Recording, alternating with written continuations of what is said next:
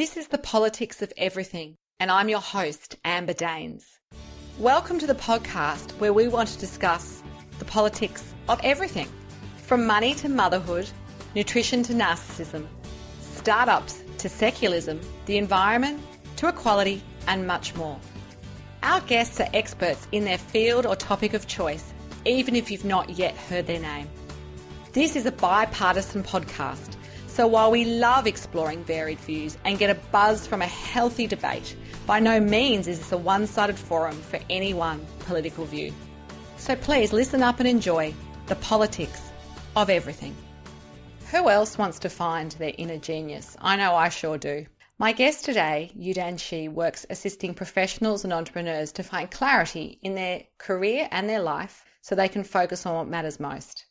Her aim is about landing success that's coupled with joy and meaning. Her approach has come from her own experiences of being a successful business executive, juggling the demands of raising a young family, and despite how it all looked on the outside, feeling that she didn't really have it all. More on her story soon.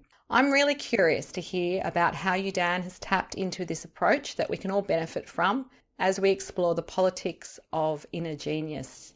Welcome to the program. So Dan, if we can start off by giving us a little bit of a snapshot of your corporate career before you went into your own business. Thanks, Amber, for having me on the podcast. So I graduated from university and went straight into corporate life, where I started from a marketing position as a junior marketing person and then worked my way up in the technology field. So I mainly worked for the PC hardware software company across Asia Pacific region.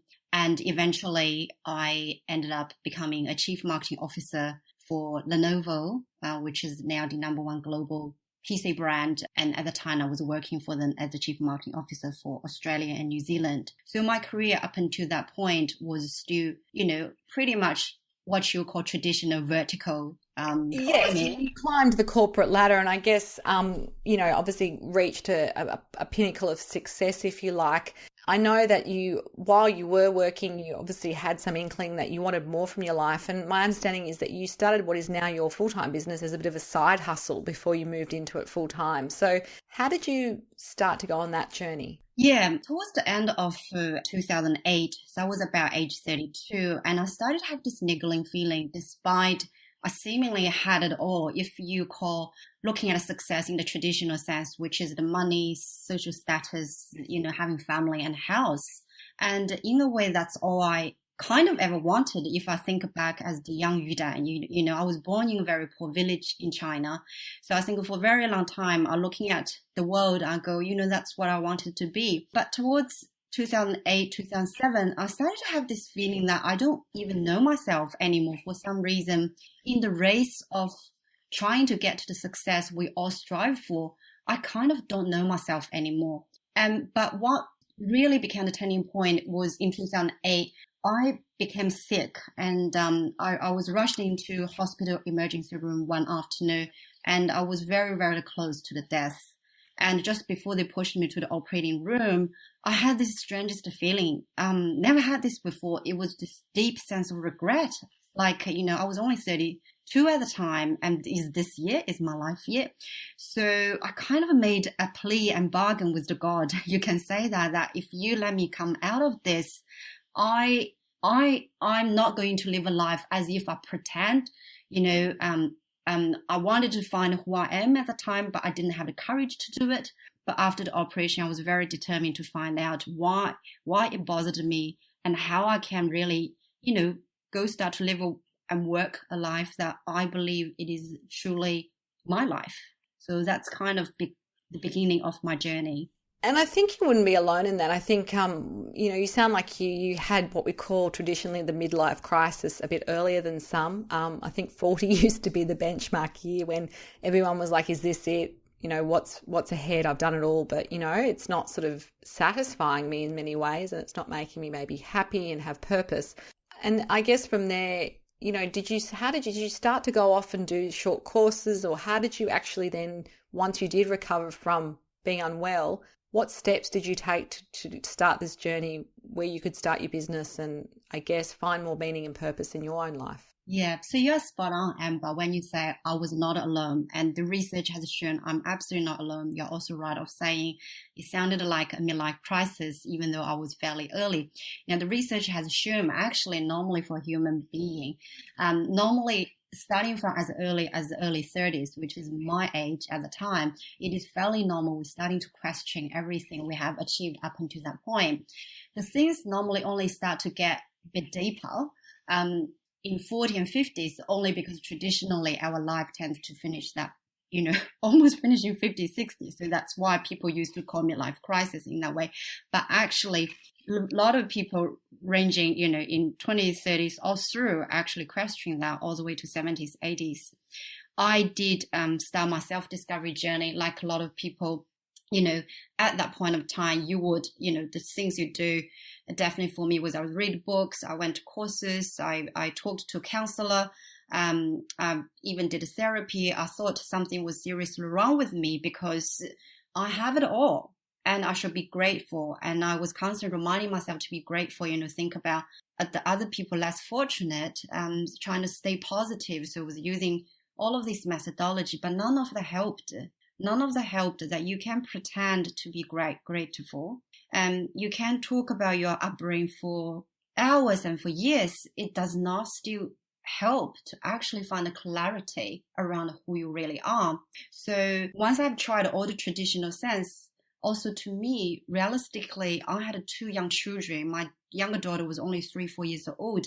I don't have the luxury really to, quit my job, quit my life, go to the end of another world, and just go find myself. So anything takes me away from my family more than 2 days is just not feasible at the time. So I therefore started looking at ways that is more practical that would really help me to find that journey while I'm still here in Sydney, in my job, still being a mother of 2 children. So that's kind of my starting point.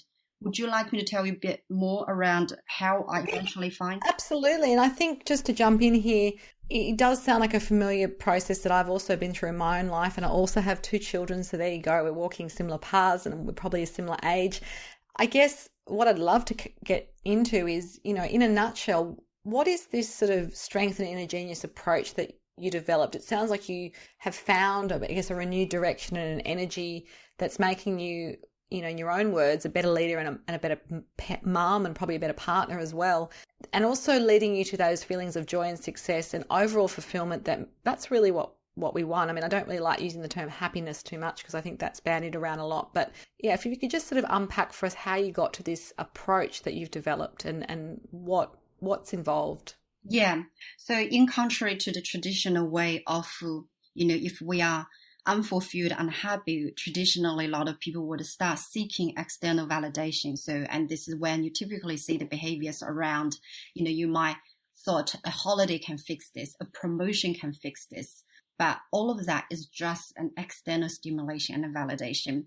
So through my research, that shows me that actually every one of us was born in a certain way, and we're actually born with these amazing talents and gifts, which is what I call strengths. So these are the natural talents and gifts we each have, the things that we're just great at and the things we love doing.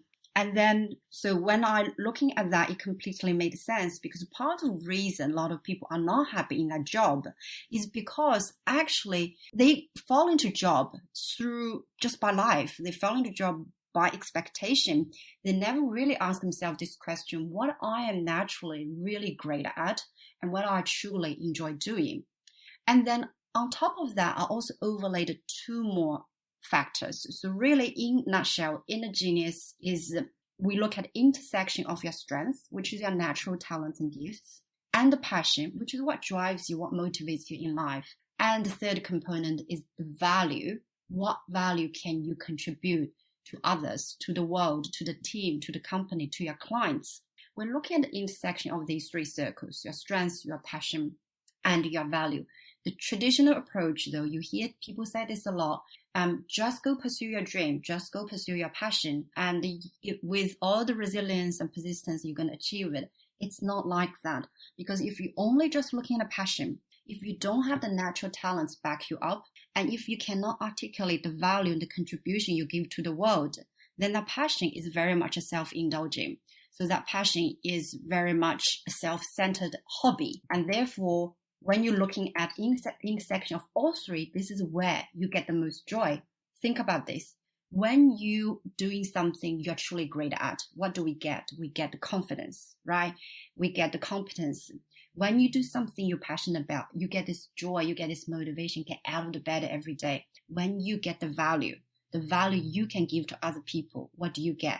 You get this immense meaning and sense of purpose. So Inner Genius is really looking at the intersection of all three that innately we already possess. Excellent. So it sounds like there's obviously, like you say, a multi-pronged approach. So just fast forward to what you do today. I mean, you obviously teach others this, and the work must take you to some really interesting types of businesses and even places. So what does your life look like these days in terms of the coaching work you do, and who do you work with? I typically working with, so in my individual practice, so in my coaching, mentoring and workshops, I work with professionals and executives and also entrepreneurs, really, helping them to find what really matters in their life or their business. And really looking at that, again, the amazing gifts they each have got, because we all have got that amazing gift. Without that amazing gift, it's kind of, if you think about this, you are a diamond, you are gold, but you kind of just like uncovered, right? So in a way, we're really trying to uncover all of that and then bring that in the most meaningful way. And then I also work with all corporations, because I believe that, if you think about this, corporations are the biggest entities hosting all the employees and the workers, and corporations can play a huge important role in helping and supporting the employees, to encourage them to utilize more of their natural talents and strengths in their current job. So in contrary to what a lot of other people think, because again, so traditionally when people think about fulfillment, success and career, they immediately think, oh, does that mean I have to quit everything I have today? So the normal fix is, if I'm not happy today, I need to stop it. I need to quit. But that's right. And I think that's what a lot of people think. They think it's all or nothing, but perhaps that's not true. That is completely not true. So most people are thinking, and as a human beings, our decision making often is like that, because we just think about, is it option A or option B? Is it black and white? Is it quit or stay? Now that decision is so overwhelming. Quit or stay, that's a big decision. So therefore a lot of people get stuck right in the middle, do nothing. Because when decision is too hard, we do not do anything. So, but what I'm trying to say is, okay, if this is a baseline, if you cannot go anywhere, right? You're stuck in this job. If you still don't know what's your natural talents, what drives you, what value you can contribute to your current team or organization, guess what? You go to move to another organization, or if you quit your job, run your own business, you're stuck. You will be back and get stuck again in a couple of months' time after the honeymoon period. Because the honeymoon period was only because you stopped your pain. That's a band-aid. Without understanding what truly drives you, makes you fulfilled and makes you talented, you cannot truly bring value to an organization, and you cannot truly really attract the right clients who appreciate your talent. So that's a step one, is just to stay where you are in a way, but invest time knowing yourself. And then as you become better at understanding your talents, bring the talents out, turn that into valuable contribution. Now you can really do anything you want in a way, because now you truly know what you want. That totally makes sense. It's so logical in many ways, but I think we all struggle with that process. So that's obviously where your skill set comes in. I'm just going to challenge you for a moment. There's one idea that you shared, and I've just read this obviously on the material that you have on your website, is that our so-called dream jobs are often aligned with our authentic strengths without sacrificing financial income. And for you, I guess you've challenged a lot of your own, like you say, your upbringing and the success you supposedly had that wasn't making you happy. And today you kind of have what your version of having it all is. You mentioned you've got a profitable property portfolio and your coaching business that you love, and you sound really fulfilled in what you're doing. Look, can people all sort of have that similar version of success, or do you think some people will never really leave that comfort zone and kind of push themselves? Because it is a challenge to leave that security, even if you're not loving it. You're spot on. Again, so the answer would be, if people really truly want that and want to go down that journey, absolutely. I believe you can achieve both success and meaning at the same time. And which is where I'm really trying to help people see that it's not mutually exclusive. It is inclusive. Prosperity actually means financial prosperity and internal your fulfillment. And the reason why I say this is completely achievable, and which is also the reason partially I was doing side hustling for many years before I run my full-time business, is exactly because of that. So the normal approach, like we discussed before, people think it's either quit or stay. Well, you can stay in your current well-paid job and starting to invest time in yourself, finding your natural strengths, and start to bring that strength into your current job. My experience is before I made my switch, my job was the same, but by simply understanding where is my talent, where I can add most contribution to my team and organization, it made me a better leader. So I didn't have to give up my job, which means I get to keep my salary. But at the same time, I'm using my job as a self-development foundation. So rather than blaming the company, blaming the industry, blaming your boss makes you miserable, right? Turn that negative energy into a positive energy and start think about how I can truly bring my best talent to the job I have got. So that's what I typically would advise people who especially has big family obligation, always say to them, use your current job as a way to make yourself as a better person, better leader, and better business owner. So that's step one, meaning you don't have to sacrifice anything. The second thing is, interestingly, once we become more in tune to our true strengths and talents, we naturally become more confident because that's something you're great at. Again, I'm not comparing. I'm not saying you have to compare with me. I'm just saying comparatively within you, you have these talents. If you use it, you become more confident. Research has shown that people's confidence and level of happiness immediately increase when we are in our strength zone. What that means is now everything in life look better. So to me, I never got into investment property until I became happier, until I became confident. So it creates a ripple effect. And then on the third thing is, because you're starting to use more of your talents, now your talents become really, really good.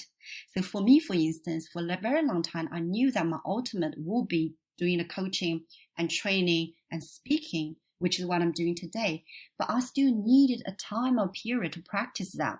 So by identifying my strengths as early as possible, I had spent and invested my last several years mastering, maybe mastering a big word, but constantly developing my natural talents rather than wasting time developing my weaknesses. So eventually I got to a stage that I'm feeling very confident to leave my job and now run my business, different from a lot of other entrepreneurs. I didn't feel like I had to start from scratch because I had been practicing that for several years with a secure job. It's almost like training for the Olympics or something, isn't it? Sort of, the idea that you've got to do the hours, you've got to do the practice to get really good at it. And even if you have a natural ability, it sounds like you've really focused on, adding value to what already seemed like a very big passion of yours. And I really think that's great advice. And I love the other takeaway that I'm getting from our conversation, and I'm sure the audience is as well, is the idea that you don't just turn one tap off and the other tap turns on. So like you say, it's not about throwing out your job straight away. It might be about using that as an opportunity to change your mindset and change, how you're interacting on a daily basis, and perhaps what you're focusing on as well and paying attention to. So I think that's really, really great advice. So just to change tack a little bit, the term genius is quite loaded, I think, for many people. And, I often think when people say genius, I think of, child prodigies or Mensa-worthy IQ people that we might know who are off the charts in some ways. But you've packaged this idea of discovering our inner genius. What exactly do you mean by that? Yeah, so, when I was explaining to you the inner genius, really the intersection of our greatest talents and the passion and the value we can bring to the world, what that means is I'm not calling we are the genius, but within each of us, truly there's a diamond within each of us. And again, not in a way to compare. So it's just comparing ourselves with ourselves. So the inner genius is really, I guess, in a way, the highest, the best part of you, the most gifted, most talented part of you. And I truly believe it is actually our job to find it, and it's our job not to waste it. There's way too many people are very talented, and but the talent is not being shown properly because they haven't invested in that time and to discover that and to maximize that.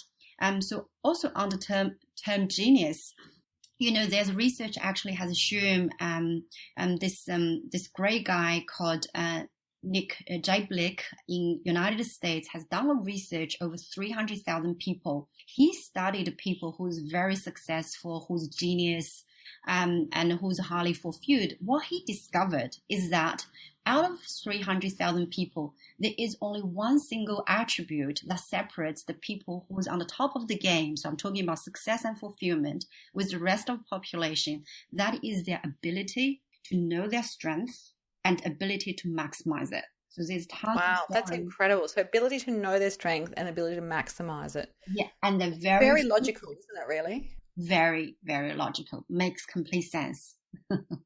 Absolutely. It's just we all struggle, I guess, to get there. I'm always a big believer that we don't get to this journey on our own. So for you, do you have any special mentors or inspirational people that have guided you throughout your career and life? And if so, who are they and what have they taught you about this meaning of success? Definitely. There's so many of them. And I would say, the biggest supporters and would have to come from my University of Sydney when I was doing the Master of Coaching Psychology. I was studying with some most brilliant people in this field of coaching and positive psychology.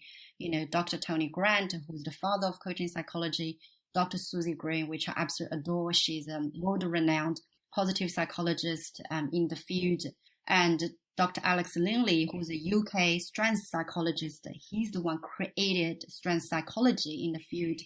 Although I did not study with him personally, I learned everything from him around strengths. And, these people are not only, created this theory, they live through it. So I was very fortunate to, back in 2009 to 10, when I was still trying to find myself, that I came across University of Sydney and came across the entire coaching psychology faculty. And I would say that's the biggest turning point for me. Absolutely. Well, thank you for sharing that. As we wrap up, what are the top 3 tips that you would have for listeners who are curious about tapping into the politics of inner genius? I would say really our life, our time on this planet is quite limited. This is how I view it. So if we have a choice, which choice do you want? Do you want a more fulfilling, more joyful, a more happier one? Or do you want a lesser version of that? So I always say, look, it's a choice. It's up to you. So the first step is making a decision. Do you want this? And then second one knows that if you want this, there's plenty of people living in this world. You look at people like Richard Branson, Oprah Winfrey, you look at millions of other people who have already demonstrated that. And you can see the reason they're successful and happy is because they live in their inner genius zone. So it's possible. So then the step 3 is simply to find out how. So whether you're going to read a book, go to a workshop, or go find a mentor and coach, work with people who have been through this journey who's willing to help you out. I think through that, just the decision and just believing this and then invest in yourself and do the work, we will all get there. And it is an ongoing journey. So I'm still learning every single day on this myself. Yes, I think lifelong learning is a fantastic takeout message. If you do want to connect further with you, Dan, there was some details of her website and contact information on our show notes. You have been listening to The Politics of Everything. Until next time, keep well. Thanks for listening today. If you've enjoyed The Politics of Everything, we thrive on feedback. So please add a short review and share the podcast with your network, your friends and family. I'm also always on the hunt for fabulous new guests. So if you've got a view to share and an idea how to get our listeners excited, please email me at amber@bespokecomms, that's BESPOKECOMMS.com.au, and we'll be sure to get back to you. Until next time.